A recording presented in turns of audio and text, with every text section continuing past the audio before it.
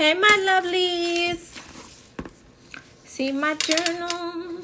Write in my journal.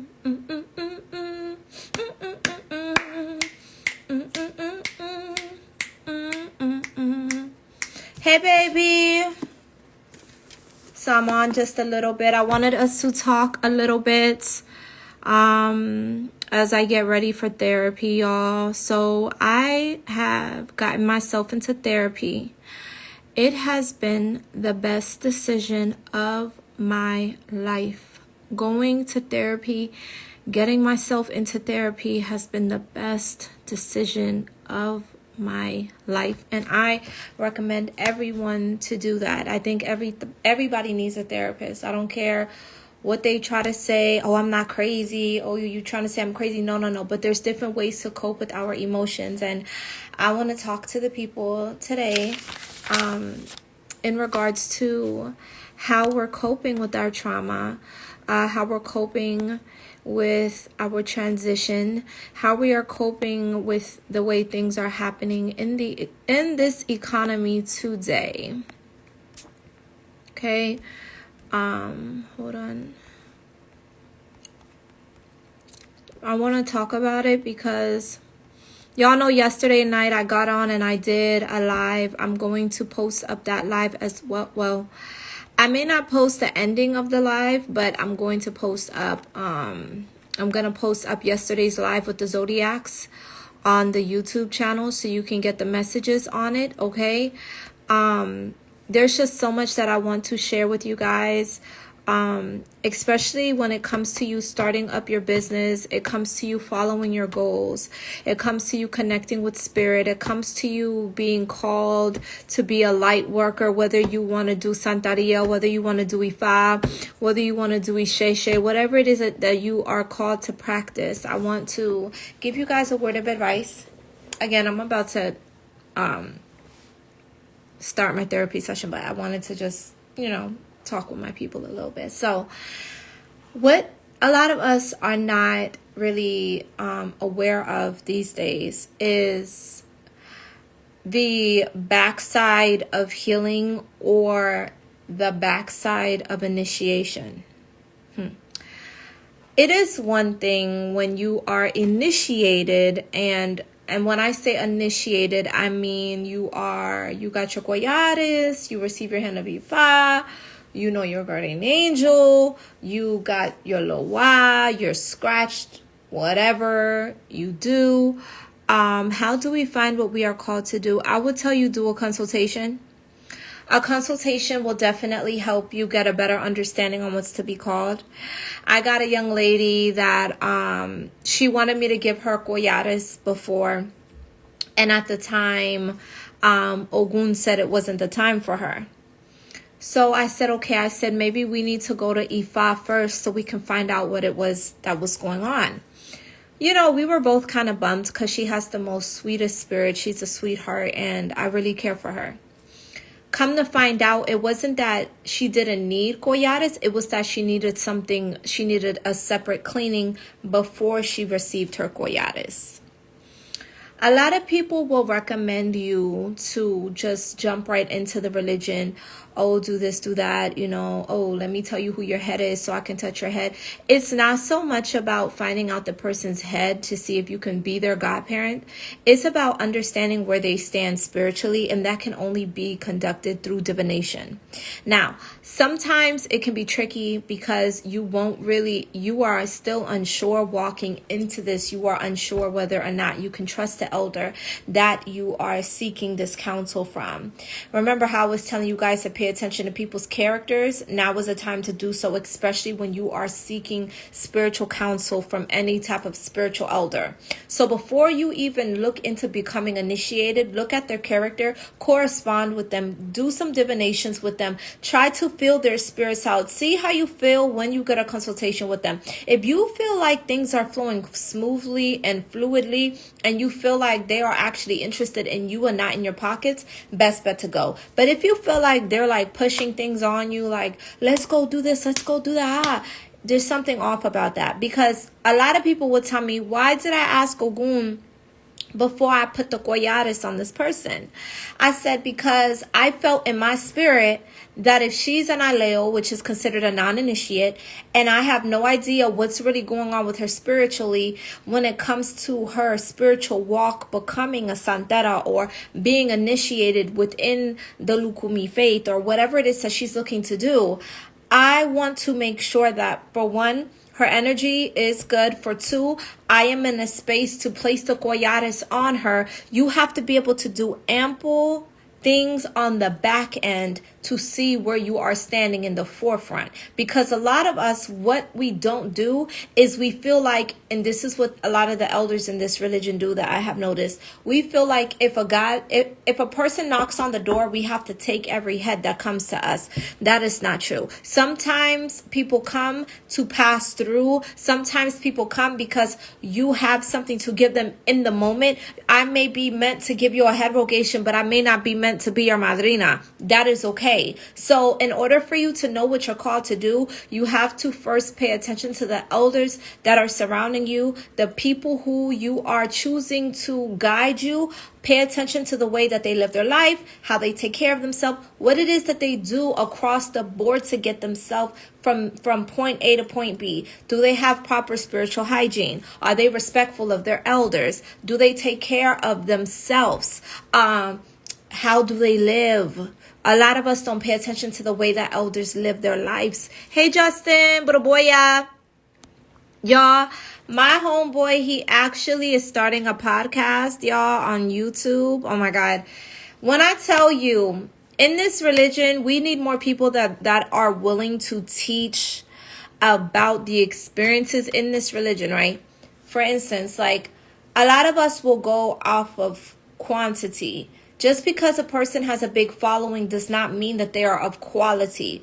Quantity does not always mean quality. And quality, I'm going to say it the reverse way for people who don't really get it. Quantity does not always mean quality, and quality does not always mean quantity. Character will always determine a person's quality.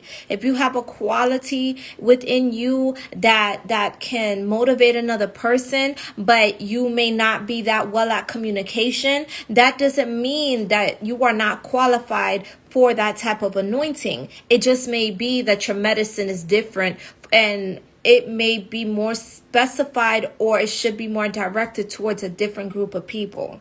So this morning, I wanted us to talk a little bit about the backside of your initiation, the backside of like what you're going to experience when you start going into this faith, okay? You're going to go through moments when you don't want to be in this religion anymore. I'm going to tell y'all that straight up. I don't know who that is. I'm going to tell you guys straight up. We're going to have, moments when you'll be tested, moments when you'll get betrayed, moments when your heart will be broken, moments when you thought that you did all that you can do and something still seems to happen. I want to tell you guys that in those moments, your faith has to be the strongest. You have to be more willing to trust in what it is that you know versus what it is that you see. Okay, I am really urging everyone to not get so caught up in the beginning stages of abundance. What I mean by that is like when you first get your first head rogation, when you first get initiated, when you first get crowned, when you're first around your elders, when you first find a spiritual house, everything always seems, beautiful and perfect because you guys are growing together. But think about it like this. Whenever a person goes to get dental implants, right? Of course, when they first get it, it looks nice, but you got to give your body time for it to heal, because sometimes your body could reject that implant that was placed into your jawbone, right? I'm going to say it again. Sometimes you can go through the process of getting a tattoo. Once you get the tattoo, of course, the tattoo is beautiful. It looks amazing. But there are times when people's bodies reject the tattoo, and their skin will literally, like the tattoo will literally peel off, and they will say, no, it's because they didn't tattoo deep enough. But I've seen people who literally sat in a tattoo parlor, got a whole tattoo, and when it healed, it didn't even stay within them. because their body rejected that of which was foreign, right? So in the process of you adapting to your new spiritual calling, adapting to who you truly are, adapting to this new position within your life, understand that you need to give yourself a buffer period, a grace period, to decipher and find out if this was something that you really should work with, if this is something that is correct for you. Don't allow anyone and anything to rush you into any type of spiritual commitment. That goes for business. That goes for relationship, both platonic and romantic. That goes for you making a decision to buy a house. Always sit and wait 3 days on decisions, because sometimes we can make premature decisions because we feel like off of our perception, we know what it is that we have been presented with, and it's not always facts. And time will show you what is the truth. I'm going to give you guys another example. A lot of the people that show up in your life when they're down bad, and you pick them up and you brush them off and you tell them that you love them and you tell them that you care for them and you tell them, I want the best for you. You will find that, like, in the moment when you are blessing them, they're good. But it's not about when a person is down, how they treat you. Pay attention to how people behave when they feel like they don't need you anymore. That will be the true indicator of their character. If you have only had people come to you when they were down bad, but whenever they're good, they don't call you, pay attention to that character flaw. That should let you know that that will be the backside of that relationship. Do you know how to deal with that type of rejection or behavioral flaw of another individual? Do you know your unreconcilable boundaries? For me, an unreconcilable boundary for me is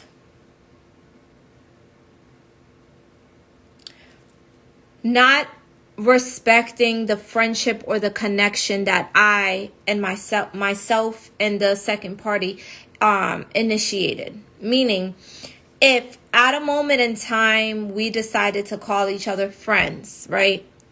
And at one moment you lift me up, at another moment I lift you up, I expect that to be the theme of our relationship. I expect it to always be equilibrium.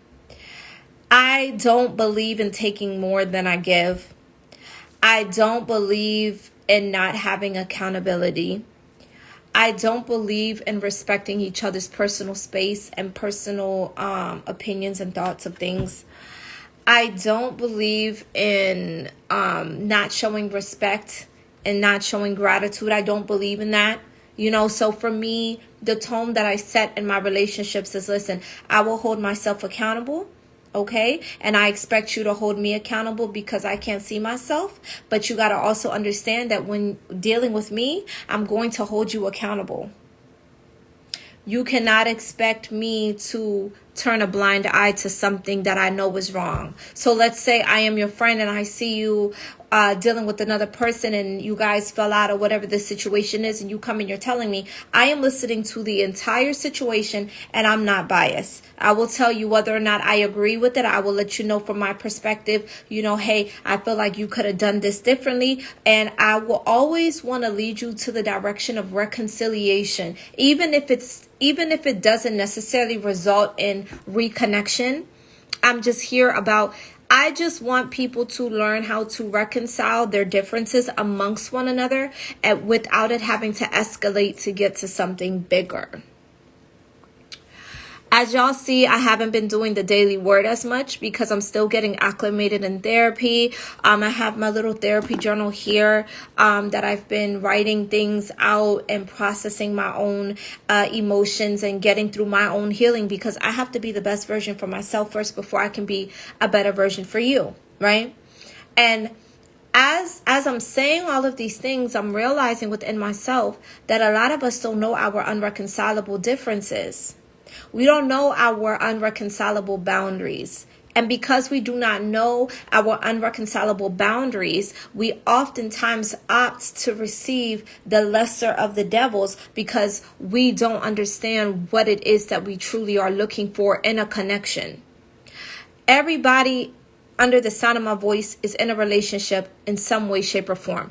Whether you have a significant other or not, you are still in relation with someone else. It could be your dog, it could be your cat, it could be your fishes, it could be your parents, your children, whatever it is, you are still in connection with something. You have to be able to understand what is it that you bring to the table, and when things get hard, what tools do you have in your tool belt to help the other person deal with that hardship, as well as you understanding what it is that you're going through. Is what I'm saying making sense?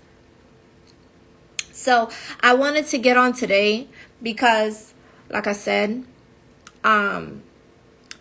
I feel like a lot of us are starting and a lot of us are going forward with our spiritual journey. Hey, baby, my day is going good, girl. I'm waiting to start therapy, so I wanted to get on and just chit chat with the live today.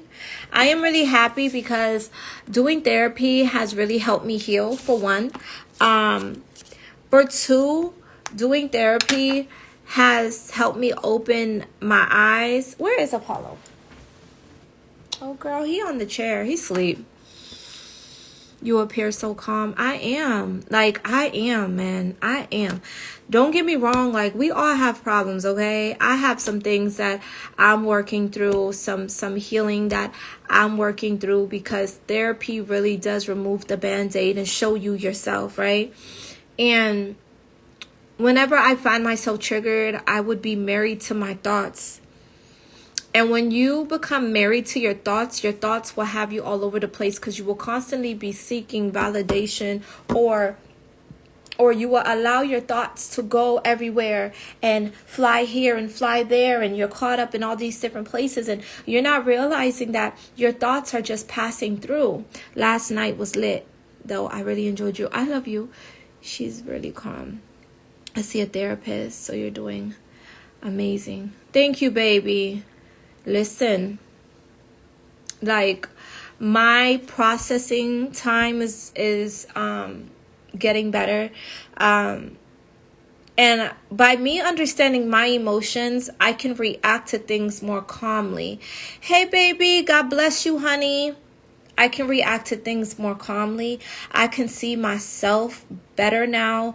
I'm not sitting in this space of oh my God, these things happen to me in my life. Woe me. Why? I can't keep asking why, because sometimes my perception about a situation is not really what it is. It's just how I perceive it. And if you continue to be married to your thoughts, and this is what I have learned, and even before I got into therapy, I was asking God to help me see myself. So what it is that I'm saying to you are things that I have implemented and things that I have learned. You have to realize that you are your own teacher. There have been times where I have looked for people to help me with things, to help me go through this, to help me go through that. Why don't you have a word for me?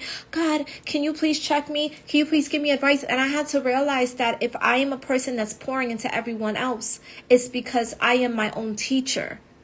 I just have to learn how to sit down and ask myself, Hillary, is what it is that I'm feeling really necessary for this kind of reaction? And if I feel like my reaction is warranted, I have to ask myself over and over again, why?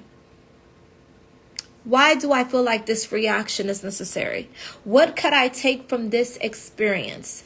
Who could I trust to disclose this to? A lot of us are going to people who we're trying to trust, or people who's not even qualified to hear that part of our life, but because they exhibit a slight area of concern, we will dump our private events onto them, and then they use it against us. I want to tell you guys from a personal perspective, the next time you see a person struggling, be very selective about who you pick up. The biggest lesson that I have learned in my life is the closer I allow people to get to me, the more easier it is for them to study me. I was not always selective with who I gave access to me. I was always willing. For some reason, subconsciously, and this could have been from childhood, maybe this is going to help people go through, understand it. But I went through so much rejection that when somebody showed me an ounce of attention or they were nice to me, I would feel like, oh, these people are my friends, and I'll draw near and I will draw nigh to them, and then I'll tell them my business, and then I'll let them give me their opinion, and then I'll let them influence the way that I react, and then everything that they say, I would always want them a part of my business, but then I will realize that they had a boundary with me when it came to theirs. And even when they did what was best to them, best for them in their eyes, listen, humans are selfish. Okay? If they feel like a person's loyalty will run out to you. I'm telling you this. People's loyalties run out. I got friendships that, and I'm so thankful for the friendships that I have in my life right now, my God. Because no matter what we go through, no matter how far we may stretch apart from each other, we always bounce back like a rubber band. And I realized that those were the relationships that had the most elasticity of heart, where we can pull apart, but we'll always come back together, and we come back together stronger because we understand each other. We will pull apart and we'll say, you know what? I don't really like what you said. You be here, I be there. But when the time is right, we come together. You need to understand the difference of those relationships. Because for me, I thought everybody was my friend. I told everyone my business. I opened up my heart to everyone. And it was because I had bad attachment styles. I wanted people to like me. I wanted people to value me. I wanted people to validate me. I always needed someone to tell me that what I was doing was right. And that was a childish perspective from childhood wounds. I don't know who I'm talking to this morning, but you need to learn how to be your own teacher. You need to learn how to sit down and say to yourself, what is it that I'm like, what am I not seeing? What is the lesson in this? Take a moment before you freak out and just ask yourself, is this necessary for me to freak out about? I used to stress myself out about stuff that really was not necessary to stress about. And when I think back about it, think back on my life, a lot of the connections that I had no business being in those connections. I just didn't want to be alone. And a lot of us, that's why we are not single. Let's be real. A lot of us, that's why you keep letting that person back up in your chocha. That's why you keep doing those drugs. That's why you keep revisiting those places. That's why certain people will create situations just so they can get back access to you, because they are addicted to the energy that you give them, but they're not necessarily there for you. Do you understand the connections that you have experienced? There is always a backside to every person and every relationship. Okay, I had to learn this personally. Hey, Tracy, I love you. That's how I exactly feel. That's how I feel exactly. Mostly with this year's spirit are very, very active, which they do trigger us in our anxiety. Also, they make us think about the past. Yes, they do. They do. And I can tell you guys from a very personal perspective, you are your own teacher. I advise everybody to write. I'm going to be very transparent. I never used to like my handwriting because I felt like my handwriting was ugly. And I realized that when I would try to write, my thoughts, my mind would go like 10 miles, like 1,000 miles per hour. And I'm trying to write out exactly what it is that I'm feeling on a piece of paper. And I'm so anxious to get out what I'm thinking so I wouldn't be able to write as neat. Writing for me has helped me slow down and be in the present moment. That just because my mind is racing, it does not mean that I need to rush myself in my process of releasing. I don't know who needs to hear this, but I think that you should start writing. I started writing, and I am really happy with doing that, because with me writing, I've been writing 300 things that I want. Okay, so far I'm only on 97. I've been writing 300 things that I would like God to help me with, that I would like God to help change in my life, that I would like to fix within myself. And I can say that writing for me has been one of the greatest things. Hey, y'all. Can't wait to catch the replay on YouTube because I know I've missed a good word today. I love you, baby. So this is just a slight message because I have therapy in a couple of minutes. But I just wanted to just get on and just share this, like open myself up and just let you guys see, like, this is me. Like, I'm as transparent as I can be with you guys. This is a journey, you guys. And I'm doing these healing things, not to just be a better person for me, but so I can be a better spiritualist for you guys.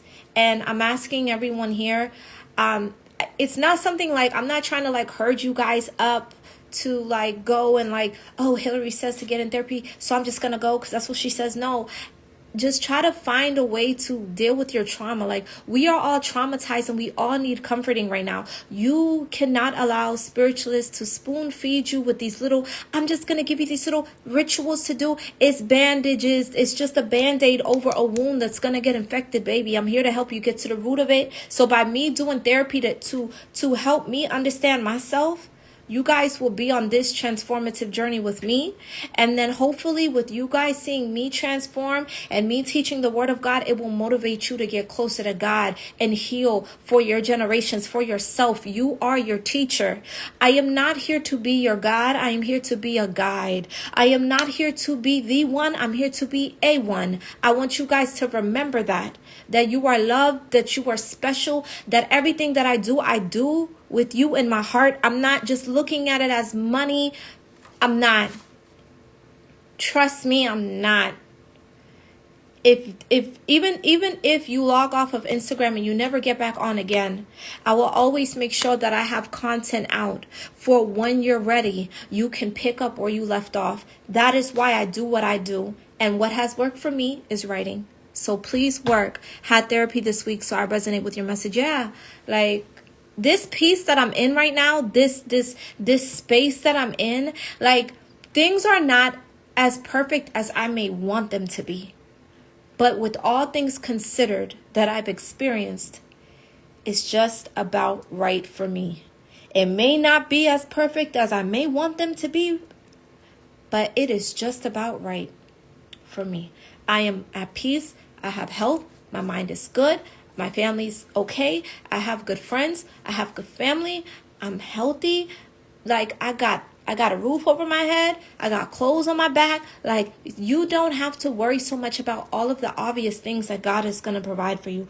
All you need to do is make sure that your mind is clear and ready to receive. So when the downloads come, you can take it. Are you seeing a therapist or doing therapy on your own? I'm seeing a therapist, and I'm also doing research on coping mechanisms as well. So like whenever I'm by myself and stuff, I've been trying to figure out ways like how to deal with my triggers. Because what they don't tell you about therapy is that after you attend therapy, you are going to have a lot of questions. You are going to be triggered for a little bit. And it's important that you have things set in place. Like for me, writing helps, music helps, walking helps.